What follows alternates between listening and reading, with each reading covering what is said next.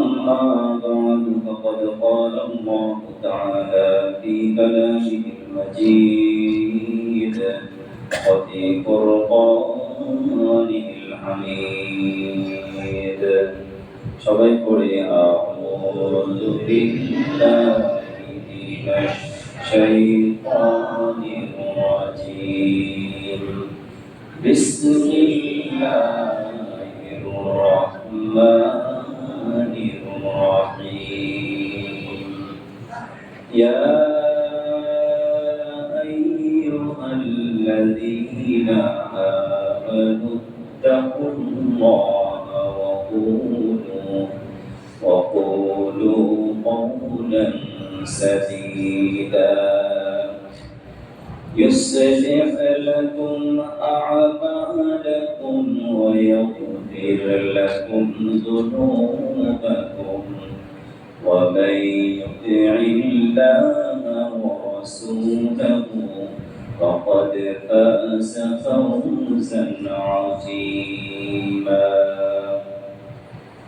وقال رسول الله صلى الله عليه وسلم كلكم راع وكلكم مسؤول عن رعيته أو كما قال عليه الصلاة والسلام إن الله وملائكته يصلون على النبي يا أيها الذين آمنوا صلوا عليه وسلموا تسليما اللهم صل على سيدنا ونبينا وشفيعنا وحبيبنا ومولانا محمد صلى الله عليه وعلى آله وأصحابه وبارك وسلم بلغ العلا بكماله كشف الدجى بجماله حسنت جميع خصاله صلوا عليه وآله معزز محترم সম্মানিত মুসল্লিয়ান কিরাম সর্বপ্রথমে আল্লাহ রাব্বুল আলামিনের অসংখ্য অগণিত শুকরিয়া আদায় করছি যিনি আমাদেরকে দয়া করে ভালোবেসে মহব্বত করে পবিত্র শাওয়ালের আজকের এই দ্বিতীয় জুমায় শরীক হওয়ার তৌফিক দিয়েছেন। পবিত্র হজ্জুল মুবারক আমাদের সামনে রয়েছে। শাওয়াল মাস থেকে হজ্জের প্রস্তুতি শুরু হয়ে যায়। এমন একটি পবিত্রতম মাসে আজকের এই পবিত্র জুমার দিনে যে আল্লাহ তাআলা আমাদের সবাইকে আসার তৌফিক দিয়েছেন, সেই মহান মালিকের দরবারে তারই জবান দিয়ে তারই শেখানো ভাষায় কালিমাতে শুকর আদায় করে সবাই পড়ছি আলহামদুলিল্লাহ। রব্বানা লাকাল হামদ হামদান কাসীরান তাইয়িবান মুবারাকান ফীহি ইয়া রাব্বি লাকাল হামদু কামা ইয়ানবাগী লিজালালি ওয়াজহিকা ওয়া আযীমি সুলতানিক। প্রশংসা করলাম কার? যে মহান আল্লাহ তাআলার প্রশংসা করলাম, সে আল্লাহ তাআলার রাসূল আমাদের প্রিয় নবী বিশ্ব নবী জনাব রাসূলুল্লাহ সাল্লাল্লাহু আলাইহি ওয়াসাল্লামের উপরে লক্ষ কোটি দরুদ সালাম পেশ করছি। সবাই পড়ি সাল্লাল্লাহু আলাইহি ওয়াসাল্লাম। সম্মানিত হাজিরিন, পবিত্র জুমার দিনে আমরা আগ্রহ সহকারে মসজিদে আসি, আল্লাহর ঘর মসজিদে আসি। যতক্ষণ মসজিদে থাকি আমাদের হৃদয়ে আমাদের মনে আল্লাহ তাআলার ভালোবাসা নিয়ে আসি। মসজিদ মূলত এমন একটি জায়গা, পৃথিবীর মধ্যে সর্বোত্তম স্থান, এবং আমাদের প্রিয় নবী জনাব রাসূলুল্লাহ সাল্লাল্লাহু আলাইহি ওয়াসাল্লাম বলেছেন, আল মসজিদু রাওদাতুম মিন রিয়াজিল জান্নাহ। পৃথিবীর মধ্যে মসজিদ হলো জান্নাতের বাগান। এই বাগানে তোমরা বেশি বেশি গমন করো। আর যারা মসজিদে বেশি বেশি গমন করে তাদের ব্যাপারে প্রিয় নবী জনাব রাসূলুল্লাহ সাল্লাল্লাহু আলাইহি ওয়াসাল্লাম বলেছেন, যারা মসজিদে সকাল সন্ধ্যা আসে, মসজিদে বেশি দেখা যায়, আল্লাহর ইবাদত বন্দেগীতে লিপ্ত থাকে, তাদের ব্যাপারে সাক্ষ্য দিতে পারো যে লোকটা একজন ঈমানদার মানুষ। জোরে বলুন সুবহানাল্লাহ। এজন্য একটি সমাজের সার্বিক দিক নির্দেশক হিসাবে, সার্বিক ব্যবস্থাপক হিসাবে মসজিদের ভূমিকা অপরিসীম। একটি মসজিদের পারে একটা মহল্লাকে, একটা সমাজকে একটি সুশৃঙ্খল, শান্তিপূর্ণ এবং চমৎকার সৌহার্দ্যপূর্ণ সমাজে পরিণত করতে। এজন্য আল্লাহ রাব্বুল আলামিন পবিত্র কোরআনুল কারীমে অসংখ্য জায়গায় মসজিদের কথা বলেছেন। সূরা জিনে আল্লাহ রাব্বুল আলামিন বলেন, ওয়া আন্নাল মাসাজিদা লিল্লাহি ফালা তাদউ মা'আল্লাহি আহাদা, যে নিশ্চয়ই দুনিয়াতে যত মসজিদ আছে, মসজিদের বহুবচন মাসাজিদ, যার শাব্দিক অর্থ হলো সিজদার স্থান, যেখানে আমরা সিজদা দিই কাকে? আল্লাহ তাআলাকে সিজদা দিই, সাজদা। এই মসজিদগুলো শুধুমাত্র একমাত্র অনলি ফর নিবেদন কার জন্য? আল্লাহর জন্যই মসজিদগুলো। এজন্য মসজিদের কোনো ব্যক্তি মালিকানা হয় না, কোনো ব্যক্তি মসজিদের উপর প্রভাব বা কর্তৃত্ব করতে পারে না। কেউ যদি মসজিদের জন্য কোন জায়গা দান করে, সেটা অক্ষ করে দিতে হয় কার নামে? কারণ মসজিদ কার? এখানে সর্বসাধারণ যারাই পড়ে নিয়েছে লা ইলাহা ইল্লাল্লাহু মুহাম্মাদুর রাসূলুল্লাহ সাল্লাল্লাহু আলাইহি ওয়াসাল্লাম, তার জন্যই মসজিদ উন্মুক্ত থাকবে, প্রত্যেকেই মসজিদে আসতে পারবে, সবার জন্য অবাধিত সুযোগ থাকবে। সেই মসজিদ একমাত্র কার জন্য? আল্লাহর জন্য। আল্লাহ তাআলা বলেছেন, ফালা তাদউ মা'আল্লাহি আহাদা। অতএব মসজিদ থাকবে তাওহীদের কেন্দ্রবিন্দু। সেখানে আল্লাহর সাথে অন্য কোন সত্তাকে, অন্য কোন শক্তিকে বা অন্য কোন ক্ষমতা মসজিদে প্রয়োগ করা যাবে না। আল্লাহ রাব্বুল আলামিন পবিত্র কোরআনের সূরা তাওবার মধ্যে বলেছেন, ইন্নামা ইয়া'মুরু মাসাজিদাল্লাহ। মসজিদ আবাদকারী কারা হবে? সাধারণত আমরা জানি একটা মসজিদ মানে সেখানে একজন ইমাম সাহেব থাকবে, মুয়াজ্জিন থাকবে, খাদেম থাকবে, মসজিদের একটা সুশৃঙ্খল পরিচালনা কমিটি থাকবে এবং কিছু মুসল্লি থাকবে। প্রত্যেকেরই ভিন্ন ভিন্ন কাজ রয়েছে। প্রথম যিনি ইমাম সাহেব থাকবেন, তার দায়িত্ব হলো মসজিদের নামাজের পরিচালনা করা, নামাজের সময় নির্ধারণ করা এবং সকল মুসল্লিদের পারিবারিক, সামাজিক সকল প্রকারের ইসলামের আলোকে দিক নির্দেশনামূলক কথা বলা, যে কথাগুলো প্রত্যেকটা মানুষের প্রয়োজন আছে। বিশেষ করে সামাজিক শৃঙ্খলা, সামাজিক শান্তি, পারিবারিক শান্তি এবং দেশে কিভাবে শান্তি আসতে পারে, কোন পথে চললে আমরা শান্তির পথে থাকতে পারি, এই বিষয়গুলো একজন ইমাম এবং খতিবের দায়িত্ব।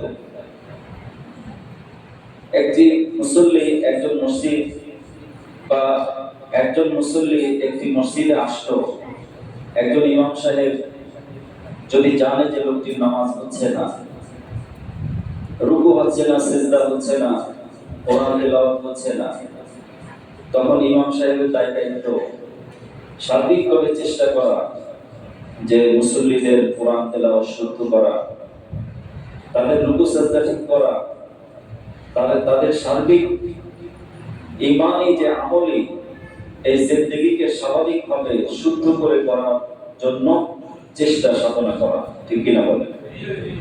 ঠিক একজন মুয়াজ্জিন সাহেব যিনি আযানের মাধ্যমে নিয়মিত আযান দিয়ে মানুষকে নামাজের দিকে ডাকবেন, প্রয়োজনে ইমাম সাহেবকে সহযোগিতা করবেন,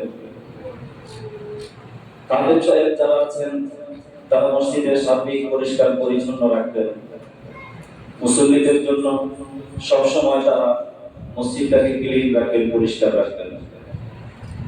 ঠিক মসজিদ পরিচালনা কমিটি যারা থাকবে তাদের থাকবে সার্বিক দায়িত্ব।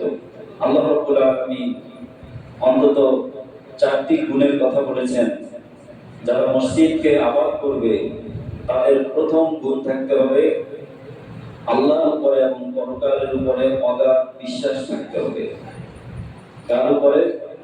আল্লাহর উপরে এবং পরকালের উপরে। আল্লাহ রাব্বুল আলামিন সূরা তাওবার মধ্যে 16 নম্বর আয়াতে বলেন, ইন্নামা ইয়ামুরু মাসাজিদাল্লাহ, নিশ্চয়ই আল্লাহর মসজিদ সমূহ আবাদ করবে ওই সমস্ত ব্যক্তিরা।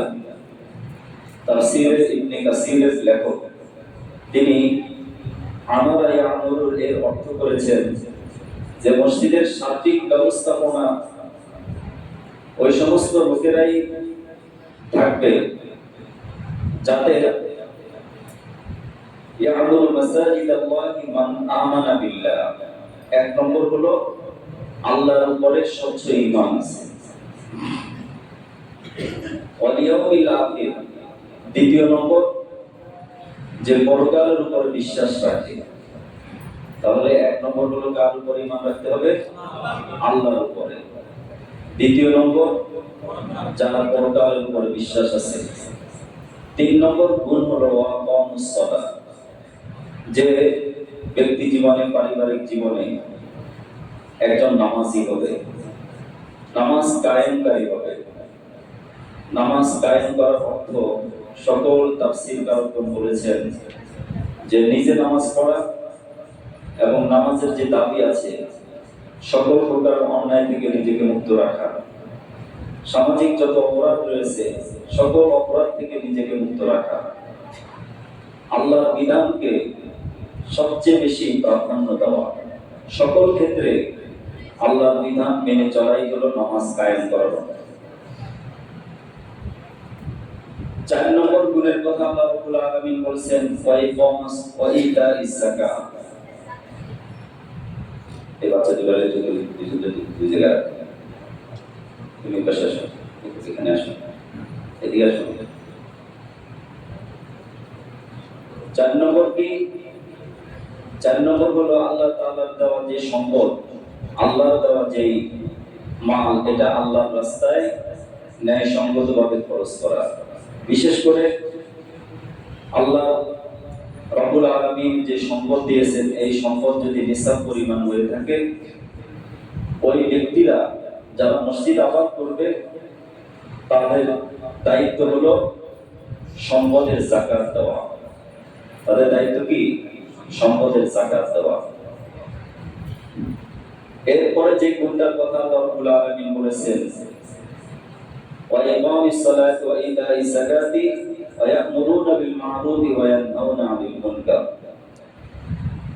যে সে সদা সর্বদা সৎ কাজের আদেশকারী হবে এবং অসৎ কাজের নিষেধকারী হবে। সৎ কাজের সবসময় আদেশকারী ব্যক্তি আল্লাহর ঘরের দায়িত্ব নিবে এবং অসৎ কাজের যে নিষেধকারী ব্যক্তি সেই ব্যক্তি আল্লাহর ঘরের দায়িত্ব নিবে।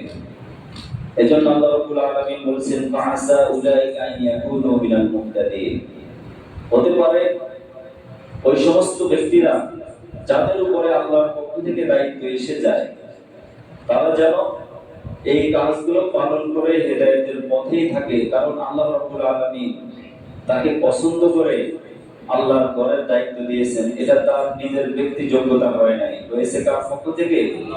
আল্লাহর পক্ষ থেকে হয়েছে। একজন ইমাম, একজন মুয়াজ্জিন, একজন খাদেম, একজন মসজিদ পরিচালনা কমিটির সভাপতি, সেক্রেটারি, উপদেষ্টা মণ্ডলী, এই সব কিছু নির্ধারণ হয়ে থাকে কার পক্ষ থেকে? আল্লাহর পক্ষ থেকে। অতএব আল্লাহর পক্ষ থেকে যদি এই দায়িত্ব প্রাপ্ত হয়ে থাকে, অবশ্যই তাকে এই কয়েকটি গুণের অধিকারী হতে হবে। এক নম্বর হলো নিজে একজন স্বচ্ছ ইমানদার হতে হবে। আর ইমানদার কাকে বলে? ইমানদার বলা হয় যে শান্তি বিষয়ের উপরে যে সব সময় স্বচ্ছ বিশ্বাস রাখে। আমানতু বিল্লাহি ওয়া মালাইকাতিহি ওয়া কুতুবিহি ওয়া রুসুলিহি ওয়াল ইয়াউমিল আখিরি ওয়াল কদরি খাইরিহি ওয়া শাররিহি মিনাল্লাহি তাআলা ওয়াল বা'সি বা'দাল মাউত। এই সাতটি বিষয়ে তাকে পরিপূর্ণ বিশ্বাস রাখতে হবে। এরপরে বিশেষ করে দুনিয়ার এই জীবনকে, বিশেষ করে পরকালের জীবনকে দুনিয়ার জীবনের উপরে সার্বিকভাবে প্রাধান্য দিতে হবে। সব সময় সে প্রাধান্য দিবে কাকে? আল্লাহর বিধানকে, পরকালকে, মৃত্যুর পরবর্তী যে জীবনটা। কারণ মৃত্যুর পরবর্তী জীবনটাই হলো আসল জীবন। আল্লাহ রাব্বুল আলামিন পবিত্র কোরআনুল কারীমে আখিরাতের চেতনার কথা বলেছেন যে প্রত্যেকটা মানুষের মধ্যে যদি পরকালের ভয় থাকে, জবাবদিহিতার ভয় থাকে, তাহলে তার মধ্যে স্বচ্ছতা থাকবে, তার মধ্যে আমানতদারিতা থাকবে, তার মধ্যে থাকবে জবাবদিহিতা, তার মধ্যে থাকবে শিষ্টাচারিতা, তার মধ্যে থাকবে ভদ্রতা, তার মধ্যে থাকবে সকল প্রকারের মানবিক সার্বিক গুণ সম্পন্ন হবে সে। ঠিক কিনা বলেন?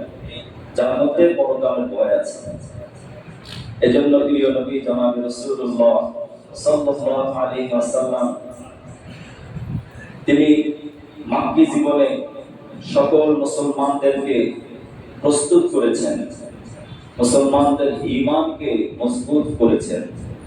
সকল মুসলমানগণ একসময় যারা মূর্তি পূজা করত, একসময় যারা কোনো জড় পদার্থের সামনে মাথা নত করত, একসময় যারা বংশীয় গৌরব নিয়ে পড়ে থাকতো, একসময় যারা বাপ দাদার ধর্ম নিয়ে পড়ে থাকতো, সকল প্রকারের এই জাহালাত থেকে, সকল প্রকারের অজ্ঞতা থেকে তারা মুক্ত হয়ে আল্লাহ রাসূল সাল্লাল্লাহু আলাইহি ওয়াসাল্লামের সংস্পর্শে এসে পরিপূর্ণ একজন খাঁটি মুমিনে পরিণত হয়েছিলেন। ঠিক কিনা বলেন?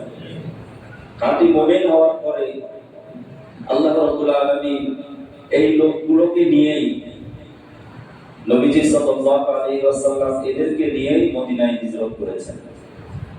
একদল উপযুক্ত ব্যক্তি, সার্বিক যোগ্যতা সম্পন্ন ব্যক্তিদেরকে নিয়ে তিনি মদিনায় গিয়েছেন। সেখানে যাওয়ার পরে তিনি ইসলামী খেলাফত কায়েম করেছেন। রাষ্ট্র ব্যবস্থাপনায় তিনি ইসলামের সার্বিক সকল প্রকারের সৌন্দর্য জনগণের সামনে তুলে ধরেছেন।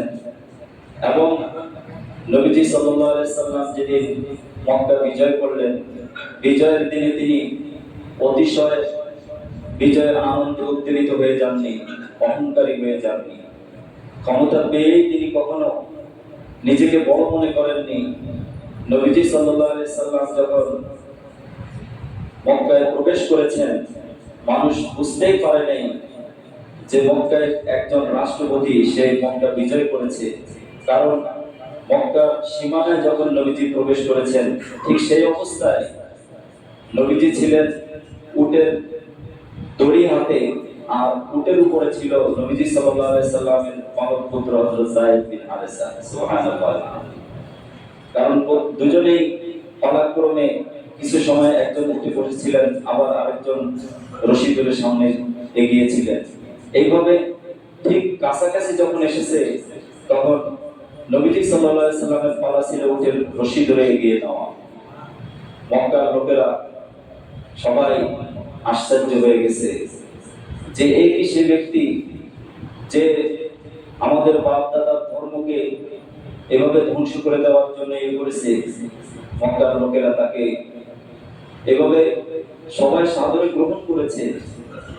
এবং শুধু তাই নয়, নবীজি সাল্লাল্লাহু আলাইহি সাল্লাম তখন শত্রুদেরকেও এইভাবে শত্রুতামূলক আচরণ করেননি। তিনি কোরআনের একটি আয়াত বলেছেন, যে আয়াতটি হযরত ইউসুফ আলাইহিস সালাম তার ভাইদের ক্ষেত্রে বলেছিলেন। ভাইরা তাকে হত্যা করার জন্য গভীর চক্রান্ত করে যখন তাকে এভাবে কুয়ায় নিক্ষেপ করেছিলেন, আল্লাহ রাব্বুল আলামিন দয়া করে হযরত ইউসুফ আলাইহিস সালামকে বাঁচিয়ে দিলেন। ইউসুফ আলাইহিস সালাম রাষ্ট্রনায়ক হলেন। তারপরে তিনি ভাইদের উপরে প্রতিশোধ পরায়ণ হননি। তিনি বলেছেন, লা তাসরিবা আলাইকুমুল ইয়াউম, আজকের দিনে তোমাদের উপরে আমার কোনো অভিযোগ নেই, আমার কোনো নালিশ নেই। তোমরা যেটা করেছো সেটার প্রতিদান তোমরা আল্লাহর কাছেই পাবে। আমি তোমাদেরকে মাফ করে দিলাম। ইয়াগফিরুল্লাহু লাকুম, আল্লাহ রাব্বুল আলামিন যেন তোমাদেরকে মাফ করে দেন। ঠিক নবীজি সাল্লাল্লাহু আলাইহি সাল্লাম এই কথাই বলেছিলেন যে আজকে তোমাদেরকে ক্ষমা করে দেওয়া হলো। এমনকি তিনি এই কথাও বলেছেন যে আমার শ্বশুর হযরত আবু সুফিয়ান, যিনি তখনও মুসলমান হননি, তিনি ছিলেন মক্কার কুরাইশ নেতা। একজন নেতার সম্মানে তিনি এটাই বলেছিলেন যে আবু সুফিয়ানের কাছে যদি কেউ আশ্রয় গ্রহণ করে তাকেও আমি মাফ করে দিলাম, তাকেও আক্রমণ করা যাবে না। কেউ যদি দরজা বন্ধ করে থাকে, কেউ যদি নিরাপদ আশ্রয়ে দরজা বন্ধ করে রাখে, তাকেও ক্ষমা করে দেওয়া হলো। আল্লাহ রাসূল সাল্লাল্লাহু আলাইহি সাল্লামের এই দৃষ্টান্ত আজকে শাসক শ্রেণীকে নিতে হবে, যে শাসন ক্ষমতা পাওয়ার পরে যারা অতি অহংকারী হয়ে তাদের ক্ষমতাকে কুক্ষিগত করার জন্য নানা প্রকারের আয়োজন করে থাকে।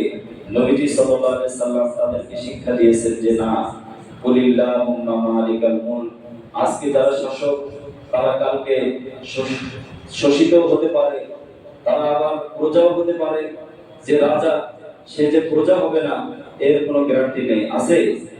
এজন্য মুহতারাম হাজিরিন, আল্লাহ রাব্বুল আলামিন পবিত্র কোরআনুল কারীমে যারা মুশরিক, যারা আল্লাহর সাথে শিরিক করে, যাদের মধ্যে তাওহীদ নেই, তাদের ব্যাপারে বলেছেন, মা কানা লিল মুশরিকিনা আইয়ামুরু মাসাজিদাল্লাহ, কোন মুশরিকের এটা উচিত হবে না, কোন মুশরিককে মুসলমানরা দায়িত্ব দিতে পারে না আইয়ামুরু মাসাজিদাল্লাহ, যে তারা মসজিদ আবাদ করবে, মসজিদ দেখাশোনা করবে। বরঞ্চ মসজিদ দেখাশোনা করতে হলে মান আমানা বিল্লাহি, আল্লাহর উপরে সবার আগে ঈমান আনতে হবে, পরিপূর্ণ ঈমান। দুই নম্বর হলো পরকালের উপরে স্বচ্ছ বিশ্বাস রাখতে হবে। কারণ আমরা যারা এখানে আছি আর যারা নাই, আজ থেকে 100 বছর আগে কেউ দুনিয়াতে ছিলাম না, অথবা 50 বছর আগেও কেউ ছিলাম না, 50-60 বছর পরেও কেউ দুনিয়াতে থাকবো না। আমাদের বাবা গেছে, মা গেছে, অনেকের নানা গেছে, আত্মীয় স্বজন গেছে। আমরা যে কখন যাবো তার কোনো গ্যারান্টি আছে? এজন্য আল্লাহ রাব্বুল আলামিন পবিত্র কোরআনুল কারীমে বলেন, ইয়া আইয়ুহাল্লাযীনা আমানু তাকুল্লাহা ওয়া কুলু কাওলান সাদীদা, হে ঈমানদারগণ, হে বিশ্বাসীগণ, তোমরা কেবলমাত্র একমাত্র ভয় করবে কাকে? আল্লাহ। ভয় তোমাদের অন্তরে থাকতে হবে। ওয়াকুলু কাওলান সাদীদা, এবং সব সময় ন্যায়সঙ্গত কথা বলবে। কুলু কাওলান লাইয়িনা, নম্র ভাষায় কথা বলবে, ন্যায়সঙ্গত কথা বলবে। কুলু সাদিকান, সত্য কথা বলবে, সত্যের সাথে মিথ্যাকে মিশ্রণ করে কথা বলবে না। এটা কার নির্দেশ? আল্লাহর নির্দেশ। যখন তোমার জবান দিয়ে তুমি সততা বজায় রাখবে, সত্য কথা বলবে, আল্লাহ রাব্বুল আলামিন পবিত্র কোরআনুল কারীমে তার বিনিময় দিয়ে দিচ্ছেন, ইউসলিহু লাকুম আ'মালাকুম ওয়া ইয়াগফির লাকুম যুনুবাকুম। যদি কোনো ব্যক্তি সততার উপরে থাকতে পারে, সততার উপরে টিকে থাকতে পারে, আল্লাহ রাব্বুল আলামিন তাকে এমন যোগ্যতা দান করে দিবেন, এমন উপযুক্ত সে হয়ে যাবে, এমন ওই সেই যোগ্যতা সে পাবে, কথা বলার শক্তি দেয় আল্লাহ রাব্বুল আলামিন, কথা বলার শক্তি দিয়ে দিবেন। সে অসচ্ছল, আল্লাহ রাব্বুল আলামিন তাকে সচ্ছলতা দিয়ে দিবেন। সে সামাজিকভাবে অসম্মানিত, আল্লাহ রাব্বুল আলামিন তার সম্মান বাড়িয়ে দিবেন। ইউসলিহু লাকুম আ'মালাকুম, আল্লাহ রাব্বুল আলামিন সকল কাজের মধ্যে তাকে সংশোধন দিয়ে দিবেন। জোরে সুবহানাল্লাহ। ওয়া ইয়াগফির লাকুম যুনুবাকুম, দুই নম্বর, আল্লাহ রাব্বুল আলামিন তোমাদের সকল গুনাহগুলোকে মাফ করে দিবেন। যে গুনাহগুলো দায়িত্ব পালন করতে গিয়ে অনেক সময় হয়ে থাকে, শয়তানের ধোঁকায় পড়ে বিভিন্নভাবে আমরা করে থাকি। যদি আমরা স্বচ্ছতার উপরে থাকার চেষ্টা করি, আল্লাহ রাব্বুল আলামিন আমাদের ছোট বড় সমস্ত গুনাহগুলোকে ক্ষমা করে দিবেন। ওয়ায়াগফির লাকুম যুনুবাকুম। 3 নম্বর হলো ومن يطع الله ورسوله فقد فاز فوزا عظيما। আর যে আল্লাহ এবং তার রাসূলের পুরোপুরি আনুগত্য করে চলবে, আল্লাহ এবং তার রাসূলের অনুসরণ করবে, অনুকরণ করবে সব ক্ষেত্রে, ব্যক্তি পরিবার সমাজ সর্বক্ষেত্রে যে আল্লাহ এবং রাসূলের ইতাআত করবে, এরকম ইতাআতকারীরা ফাকাদ ফাযা ফাওজান আযীমা, সেই চূড়ান্ত পর্যায়ের সফল কাম হয়ে যাবে। সুবহানাল্লাহ। এজন্য মুহতারাম হাজিরিন, প্রিয় নবী জনাব রাসূলুল্লাহ সাল্লাল্লাহু আলাইহি ওয়াসাল্লাম বলেছেন, পৃথিবীতে প্রত্যেকটা মানুষকে আল্লাহ রাব্বুল আলামিন এক একটা দায়িত্ব দিয়ে দুনিয়াতে পাঠিয়েছেন। আমরা কেউ বাবা, আবার কেউ পরিবারের কর্ণধার, কেউ সমাজের কর্ণধার, কেউ বা নিজের হাত বা অঙ্গ প্রত্যঙ্গের দায়িত্বশীল। এজন্য কিয়ামতের দিন আল্লাহ রাব্বুল আলামিন প্রত্যেককেই তার দায়িত্ব সম্পর্কে জিজ্ঞাসা করবেন। কুল্লুকুম রাঈন ওয়া কুল্লুকুম মাসউলুন আন রাঈয়াতিহি। নবীজি বলেন, প্রত্যেকেই দায়িত্বশীল, প্রত্যেকেই একজন এক একটা ক্ষেত্রে দায়িত্বশীল। আমরা হয়তো ভাবি আমি তো আমার একটা পরিবার চালাই, আমি কিসের দায়িত্বশীল? শুধু পরিবার নয়, একজন ব্যক্তি তার জবানের দায়িত্বশীল, একজন ব্যক্তি তার দুটো হাতের দায়িত্বশীল, একজন ব্যক্তি তার দুটো পায়ের দায়িত্বশীল, তার অন্তঃকরণের দায়িত্বশীল, তার দিমাগের দায়িত্বশীল, তার কানের দায়িত্বশীল, তার চোখের দায়িত্বশীল। শরীরের প্রত্যেকটা অঙ্গ প্রত্যঙ্গের জন্য কিয়ামতের দিন আল্লাহ রাব্বুল আলামিনের কাছে জবাবদিহি করতে হবে। এটা বিশ্বাস হয় কি হয় না? প্রত্যেকটা অঙ্গ প্রত্যঙ্গ কিয়ামতের দিন আল্লাহ রাব্বুল আলামিনের সাথে কথা বলবে। ইয়াউমা তাশহাদু আলাইহিম আলসিনাতুহুম ওয়া আইদিহিম ওয়া আরজুলুহুম বিমা কানু ইয়ামালুন। আল্লাহ রাব্বুল আলামিন বলেন, ইয়াউমা তাশহাদু আলাইহিম আলসিনাতুহুম, সেই দিন সাক্ষ্য দিবে প্রত্যেকের এই জিহ্বা, যে জিহ্বা দিয়ে আমরা জেনে বলি, না জেনে বলি, মিথ্যা বলি, সত্য বলি, গীবত করি, পরনিন্দা করি, পরচর্চা করি। আবার যে জিহ্বা দিয়ে আমরা কোরআন পড়ি, যে জিহ্বা দিয়ে আমরা জিকির করি, যে জিহ্বা দিয়ে আমরা সত্য কথা বলি, যা কিছু করি, কিয়ামতের দিন এই জিহ্বা আমার পক্ষে অথবা বিপক্ষে সাক্ষ্য দিবে কার কাছে? আল্লাহর কাছে। ইয়াউমা তাশহাদু আলাইহিম আলসিনাতুহুম ওয়া আইদিহিম। দ্বিতীয় নম্বর, আল্লাহর দেওয়া হাতগুলো আল্লাহর সাথে কথা বলবে। হাত বলবে, মাবুদ, আপনার বান্দাকে আপনি আমাকে দিয়েছিলেন আপনার বান্দার সাথে, সে তো আমার সাথে ভালো ব্যবহার করে নাই অথবা করেছে। এটাও কথা বলবে, হাতগুলো আল্লাহর সাথে কথা বলবে। ওয়া আরজুলুহুম, এবং দুই পা আল্লাহর সাথে কথা বলবে। কি কথা বলবে? বিমা কানু ইয়াকসিবুন, যা কিছু আমরা অর্জন করেছি, আমরা যা কিছু কামাই করেছি, যা কিছু উপার্জন করেছি, সব বিষয় আল্লাহর সাথে বিশদভাবে কথা বলে হয়তো পক্ষে সাক্ষ্য দিবে অথবা বিপক্ষে সাক্ষ্য দিবে। সেদিন যদি আমাদের বিপক্ষে অঙ্গ প্রত্যঙ্গগুলো সাক্ষ্য দেয়, তাহলে খুব মহা বিপদ আমাদের, ঠিক কিনা বলেন? আর যদি পক্ষে সাক্ষ্য দেয়, তাহলে সেদিন আমাদের জন্য মহা কল্যাণ, মহা সফলতা। আর ওই সফলতাই চূড়ান্ত সফলতা। এজন্য চূড়ান্ত সফল কাম হওয়ার জন্য যাকে আল্লাহ রাব্বুল আলামিন যে দায়িত্ব দিবেন, সেই দায়িত্বকে পুরোপুরি পালন করতে হবে, চেষ্টা করতে হবে, আর দোয়া করতে হবে কার কাছে? আল্লাহর কাছে, যেন আল্লাহ রাব্বুল আলামিন প্রত্যেকের এই দায়িত্ব আমাদের সবাইকে পালন করার তৌফিক দান করে দেন বলি আমিন।